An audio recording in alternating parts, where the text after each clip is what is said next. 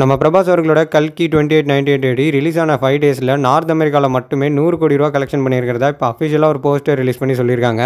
100 கோடி collection north அமெரிக்காவில் மட்டும் அப்படின்றது சாதாரண விஷயமே கிடையாது, ரொம்ப ரொம்ப பெரிய விஷயம். ஸோ போஸ்டரில் ஃபாஸ்டஸ்ட் 100 crore அப்படின்றது வேற வந்து பார்த்தீங்கன்னா மென்ஷன் பண்ணியிருக்காங்க. கல்கிக்கு அவங்க எதிர்பார்த்ததை விட பெரிய ரெஸ்பான்ஸ் வந்து பார்த்தீங்கன்னா ஓவர்சீஸில் கிடச்சிட்டு இருக்கு. கண்டிப்பாக கல்கி பாக்ஸ் ஆஃபீஸில் பெரிய சம்பவம் செய்ய போகிறது உறுதி தான். ஸோ 5 டேஸில் நார்த் அமெரிக்காவில் மட்டும் 100 crore, டோட்டலாக வந்து பார்த்தீங்கன்னா இந்த 5 டேஸில் கல்கி 630 crores வந்து பார்த்தீங்கன்னா கலெக்ஷன் பண்ணியிருக்கு.